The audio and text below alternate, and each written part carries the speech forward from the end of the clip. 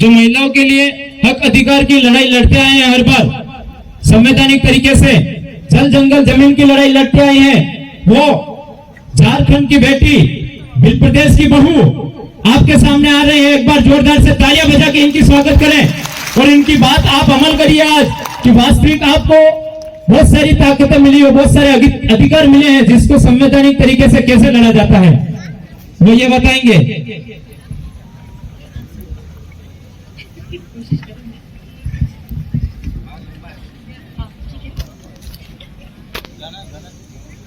सबको जोहार, जय आदिवासी, जय भील प्रदेश।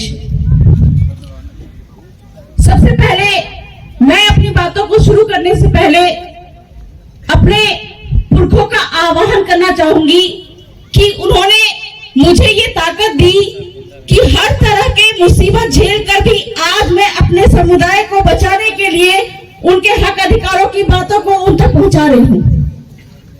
साथ ही साथ हमारे मन्नारे दादा जगदीश वो आज होते तो यहाँ पे जो क्रांति उठी है उसको देखकर बहुत खुश होते,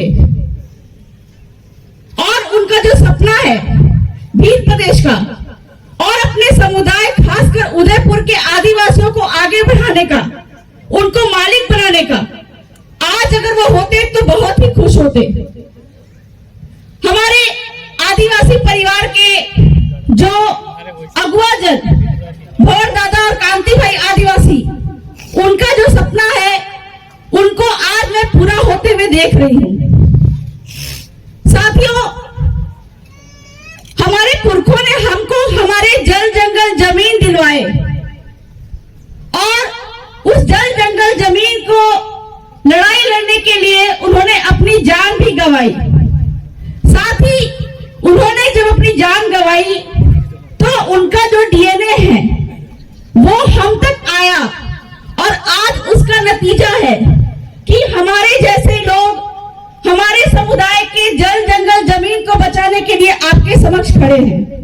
और मैं ये चाहूंगी कि हमसे सीखकर जो भी हक अधिकार की जानकारी आपको मिलती है उसको सीखकर यहाँ से भी कई सारे आपका भवर दादा, कांति भाई, जगदीश दादा, अमित खराड़ी, बबीता कच्छप जैसे कई सारे जो है अगुवाजन यहाँ से निकले और हमारे बात भी चाहे हम रहे चाहे ना रहे सीखकर हमारे जल जंगल जमीन और हमारे अधिकार को बचाने का आह्वान करें। आज का जो दिन है ये विश्व आदिवासी अधिकार दिवस है, जिसमें संयुक्त राष्ट्र संघ ने आदिवासियों के कुछ अधिकारों को लिखित किया है। उसमें एक सबसे महत्वपूर्ण बात है जिसमें विश्व भर के आदिवासियों ने एक मत होकर एक ही बात बोली है कि आदिवासियों के जल जंगल जमीन पे उनका ही अधिकार है, किसी और का नहीं है। जैसा कि सुप्रीम कोर्ट ने भी 5 जनवरी 2011 के जजमेंट में कहा था, क्या कहा था कि 8% आदिवासी है यानी कि भील है वो इस देश का असली मालिक है, और बाकी के जो है वो विदेशी है, बाहरी है, आक्रमणकारी है। और इस प्रकार से ये जल जंगल जमीन और खनिज जो है ये सिर्फ और सिर्फ आदिवासी समुदाय का है, भील समुदाय का है। जैसा कि हमारे दादा ने बताया भी कि 1 साल 13 दिन तक मुझे जेल में रहना पड़ा था, और झारखंड जो है वहां से मेरे आंदोलन का शुरुआत हुआ था। वहां के जो मुंडा आदिवासी है उनकी जमीन पे 10 लाख टन सोना था। वर्तमान में वो 10 लाख टन सोना आज भी उनकी जमीन पे बचा हुआ है, क्योंकि वहां के आदिवासियों ने अपने हक और अधिकार को जाना कि हमको लड़ाई लड़ने का तरीका कैसे लड़ना है। वो दिन गए जब हमारे पुरखे तीर धनुष लेकर निकल जाते थे और अंग्रेज से, मुगल से, तुर्क से सबसे उन्होंने लड़ाइयां लड़ी।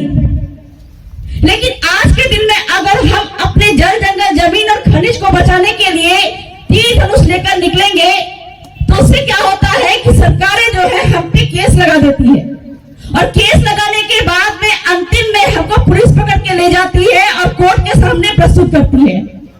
कोर्ट के सामने जब प्रस्तुत करती है तो वहां पे जब वकील आपस में लड़ाई लड़ते हैं तो क्या क्या वह तीर धनुष से लड़ाई लड़ते हैं?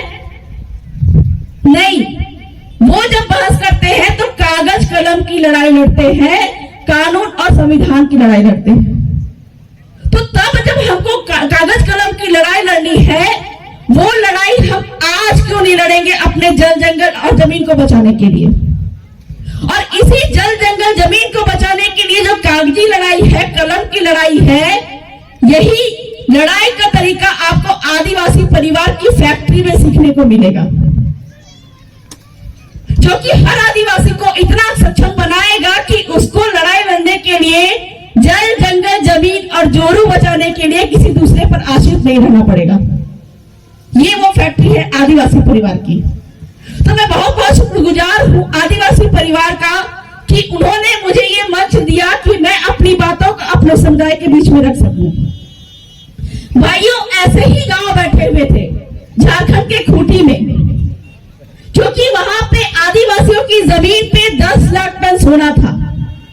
आपके ये जो पहाड़ है, यहाँ पे भी खनिज है, और इसी खनिज को लूटने के लिए यहाँ पे यूआईटी और यूडीए नाम का प्रोजेक्ट बिठाया जा रहा है नगर निगम के द्वारा। वो 10 लाख टन सोना जो झारखंड में है, सुप्रीम कोर्ट ने क्या कहा? सुप्रीम कोर्ट ने कहा जिसकी जमीन उसका खनिज, आरएम लोढ़ा जजमेंट में, मतलब जिसकी जमीन पे सोना होगा उसकी जमीन पे वो सोने का अधिकारी वही होगा।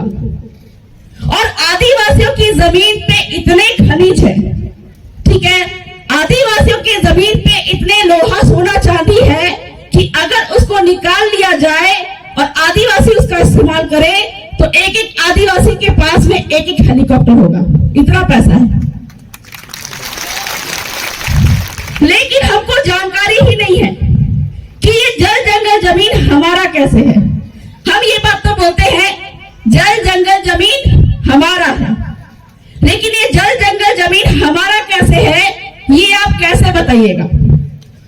संविधान, भारत का संविधान 1950 में 5वीं अनुसूची का नाम तो आपने सुना होगा, लेकिन यहाँ पे बैठे किसी भी व्यक्ति से मैं पूछूं कि क्या आपने भारत का संविधान खोलकर पढ़ा है, तो यहाँ पे से अधिकतम लोगों का जवाब होगा कि नहीं, हमने कभी भारत का संविधान खोलकर नहीं पढ़ा। और जिन जिन ने भी भारत का संविधान खोलकर पढ़ा, उनको इतनी जानकारी हो गई कि कलेक्टर महोदय को भी जमीन में बैठना पड़ा, वहां पे गांव ने उनसे बहस किया और 10 लाख टन सोना बचाया और कहा कि ये जल जंगल जमीन तो हमारा है, साथ ही साथ ये सोना लोहा चांदी भी हमारा है और हम इसके मालिक हैं। तो जितनी भी जानकारियां आपको आदिवासी परिवार के मन से दी जा रही है, आप इनको सुनिए, समझिए, जानने की कोशिश करिए और इसका इस्तेमाल करने की कोशिश करिए। ऐसे ही 272 गांव बैठे थे और झारखंड की जो तत्कालीन सरकार थी, उन्होंने आदिवासियों की जमीन पे दबा हुआ 10 लाख टन सोना निकालने की कोशिश की थी। बहाना क्या बनाया था कि यहाँ पे पावर ग्रिड बिठाएंगे और आदिवासियों की जमीन लूटेंगे। ठीक वैसे ही जैसे आपके यहाँ पे यूआईटी और यूडीए नाम का प्रोजेक्ट का नाम का चिड़िया आ रहा है। और मैं आपको बता दूं कि इस प्रोजेक्ट के नाम पे आपकी जमीन पे जो खनिज है, कई हजार करोड़ की जो खनिज है, उसको लूटने का प्रोपोगेंडा जो है वो सरकार के द्वारा किया जा रहा है। लेकिन बहाना यही है कि यूआईटी और यूडीए के नाम पे आदिवासियों की हम जमीनें लेंगे। ठीक वैसे ही झारखंड में जब ये प्रोजेक्ट बैठने लगा तो वहां पे 272 गांव ने ऐसे ग्राम सभा बिठाई। ठीक है, एक बहुत ही बड़ा प्रचलन है, आपका मुहावरा है, जिसमें ये कहा जाता है ना लोकसभा ना विधानसभा, सबसे ऊंची ग्राम सभा। और इस ग्राम सभा को क्या पावर है मैं आप लोगों को बताऊंगी, ताकि हमारे जल जंगल जमीन और खनिज को कैसे बचाना है, हमको मालिक कैसे बनना है, इसकी जानकारी आपको हो सके।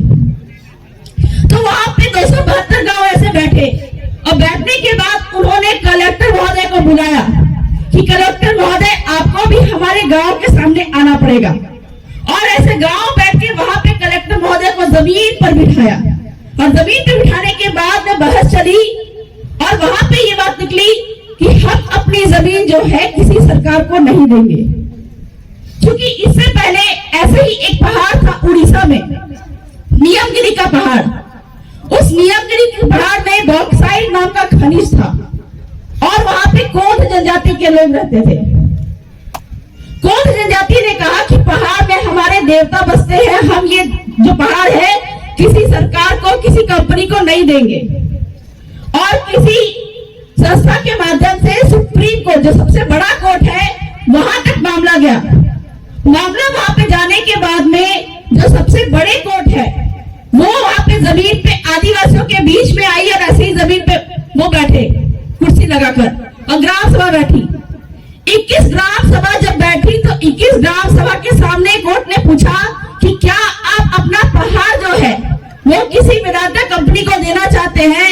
21 ग्राम सभा ने कहा कि नहीं, हम अपना जो ये पहाड़ है वो किसी कंपनी को, किसी सरकार को नहीं देना चाहते। तब जो सबसे बड़े कोर्ट है उसने कहा कि हम इस ग्राम सभा के, आदिवासियों के ग्राम सभा के खिलाफ में नहीं जाएंगे। और तब से कहा गया न लोकसभा न विधानसभा, सबसे ऊंची ग्राम सभा। इसी ग्राम सभा का पावर है कि झारखंड में वो 10 लाख टन सोना आज भी बचा हुआ है। और जैसा कि मैंने बताया, सुप्रीम कोर्ट ने बोला जिसकी जमीन उसका खनिज। सुप्रीम कोर्ट के समता जजमेंट ने क्या कहा कि आदिवासी की जमीन पे अगर सोना, लोहा, चांदी, कोई भी खनिज है, वो सिर्फ और सिर्फ आदिवासी निकालेगा या फिर आदिवासियों की जो सहकारी समिति है उसके माध्यम से वो खनिज निकाल पाएगा। और मैंने ये बताया कि आदिवासी के पास में इतना खनिज है कि एक एक आदिवासी के पास में एक एक हेलीकॉप्टर होगा। अकेले झारखंड में 10 लाख टन सोना है। वो सोना इतना ज्यादा है क्योंकि अमेरिका जो है, अमेरिका के पास में मात्र 6 लाख टन सोना है, लेकिन वो विश्व गुरु बन के बैठा हुआ है। और झारखंड के खूंटी में 10 लाख टन सोना यानी कि अमेरिका से भी ज्यादा सोना है। तो असल में विश्व गुरु किसको बनना चाहिए? आदिवासियों को विश्व गुरु बनना चाहिए। आगे जाके पता चलता है कि मध्य प्रदेश के सिंगरौली में गोंड आदिवासियों की जमीन पे 46 लाख टन सोना है, मतलब झारखंड से भी ज्यादा। किसका खनिज है? आदिवासियों का।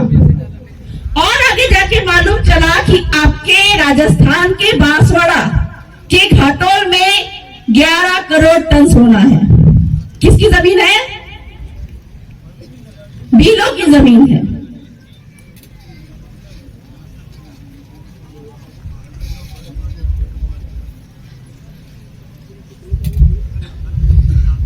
वो 11 करोड़ टन सोना अगर भील आदिवासी निकाल लेते हैं तो विश्व गुरु तो बनेंगे ही बनेंगे, लेकिन भारत की सरकारों में जो सरकार बैठे हुए हैं, दूसरे लोग चला रहे हैं, क्या वहां पे आदिवासी खुद नहीं बैठ सकता?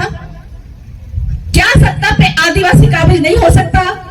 बिल्कुल हो सकता है, लेकिन हमको लड़ाई लड़ने का तरीका नहीं पता है कि हमको लड़ाई कैसे लड़नी है। सुप्रीम कोर्ट ने बार बार कहा कि आदिवासियों की रूढ़िगत ग्राम सभा को सुप्रीम पावर है। कभी भी सरकारें जब यहाँ पे आती हैं जमीन अधिग्रहण के लिए, अभी भी यूआईटी और यूडीए के नाम पे आदिवासियों की जमीन और कितने सारे गांव यहाँ पे विस्थापित होने वाले हैं। कभी ये प्रोजेक्ट, कभी वो प्रोजेक्ट के नाम पे भूमाफिया यहाँ पे खनन करना चाहते हैं, लेकिन हम आदिवासियों को पता ही नहीं है कि ये हमारी जमीन है। क्योंकि हमको क्या पता है, यहाँ पे हर आदिवासी को जो जमीन मिलती है वो किससे मिलती है? अगर जमीन की लड़ाई है, हर व्यक्ति अपनी जमीन बचा सकता है, क्योंकि उनको जमीन जो मिलती है वो बाप के बाप के बाप के बाप से मिलती है। यहाँ पे बैठे हर व्यक्ति को जो जमीन मिलती है बाप के बाप के बाप के बाप से मिलती है।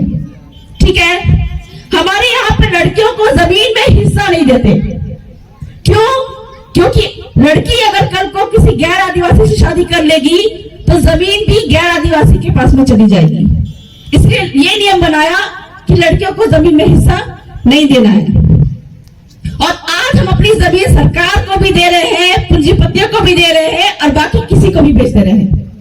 जबकि आपके राजस्थान काश्तकारी अधिनियम में क्या लिखा हुआ है और भू राजस्व संहिता में लिखा हुआ है कि एसटी की जमीन यानी कि आदिवासी की जमीन जब बिकेगी तो सिर्फ और सिर्फ आदिवासी को ही बिकेगी, और एससी की जो जमीन है वो एससी को बिकेगी, किसी ओबीसी या जनरल को नहीं बिकेगी।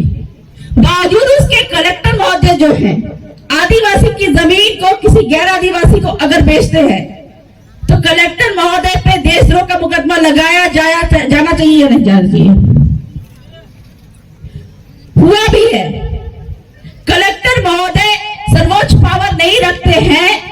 अगर कलेक्टर महोदय आदिवासियों के माई बाप है, आदिवासियों के 4 माई बाप है, आपको ये बात जानना पड़ेगा लड़ाई का तरीका क्या है।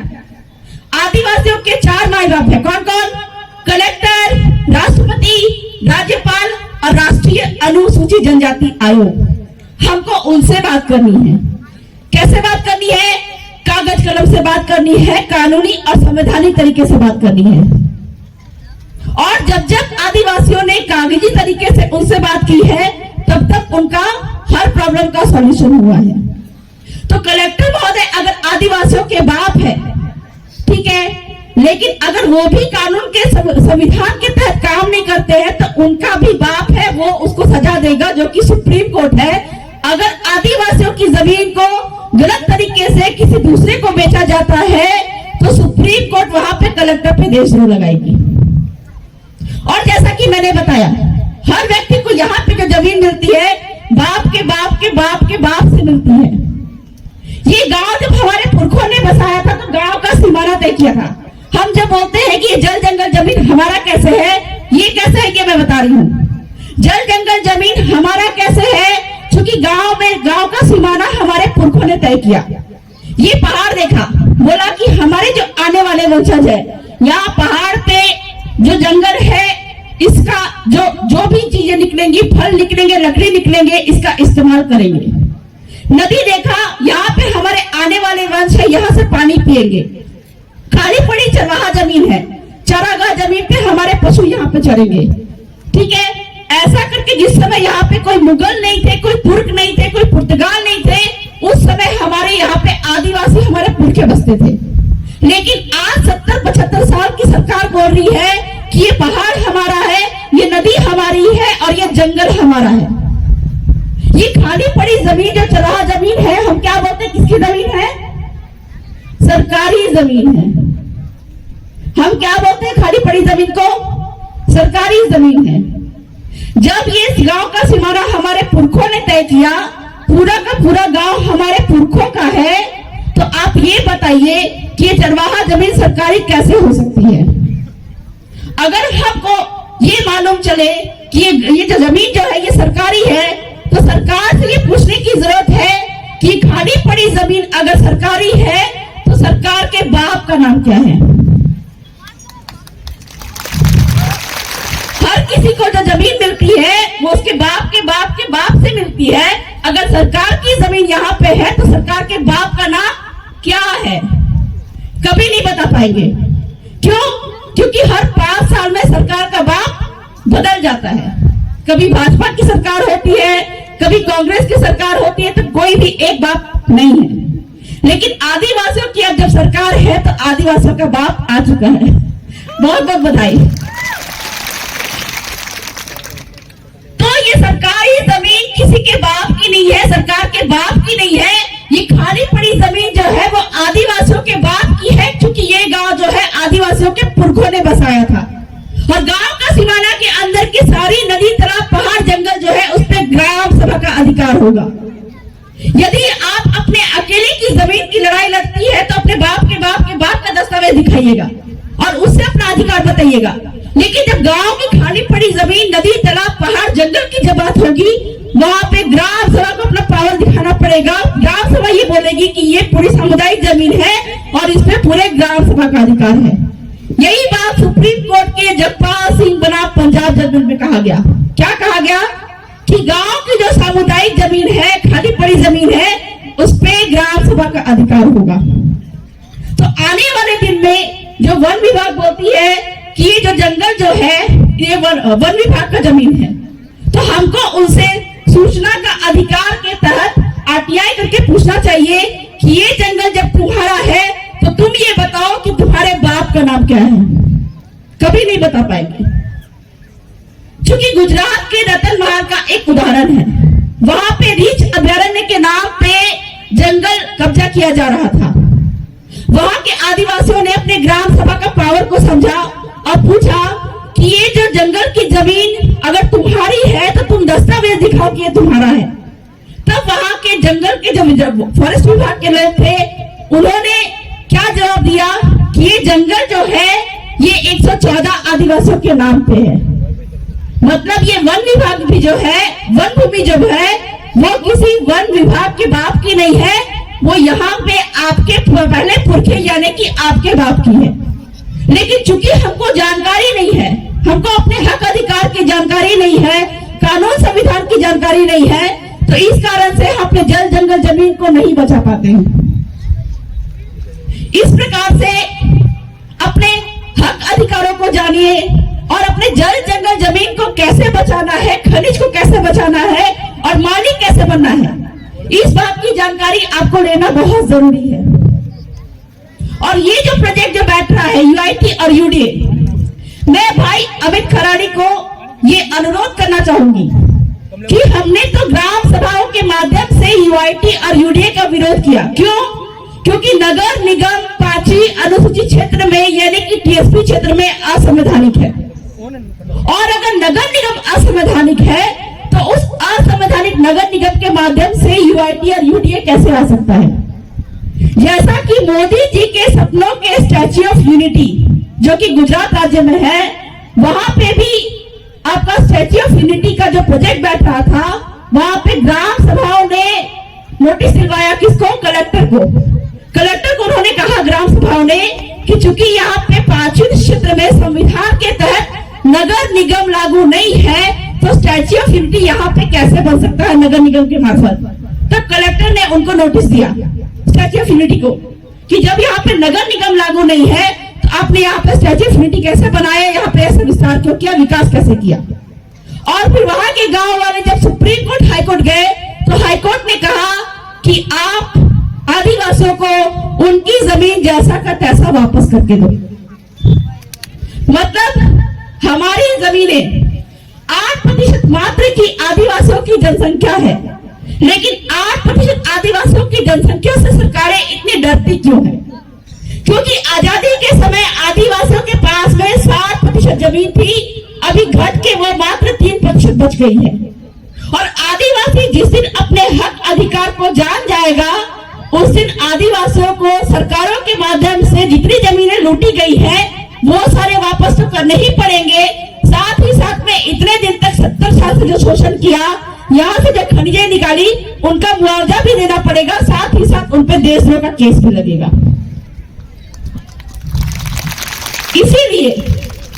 इसीलिए कम जनसंख्या होने के बाद भी सरकारें जो है वो आदिवासियों से डरती हैं, और इसका शुभारंभ हम कर चुके हैं। जो नगर निगम के मार्फत से जो यूआईटी और यूडीए यहाँ पे आने वाली है, हमारे भाई अमित खराड़ी से बात हो चुकी है, और इसके खिलाफ में हम हाईकोर्ट यानी कि जोधपुर हाईकोर्ट में भी सरकार के खिलाफ में वहां पे पिटीशन डालेंगे, जहां पे कलेक्टर महोदय को सबसे पहले कोर्ट के सामने खड़ा होना पड़ेगा और जवाब देना पड़ेगा कि किस कानून और किस संविधान के तहत उन्होंने नगर निगम के तहत यूआईटी और यूडीए का विस्तार किया है।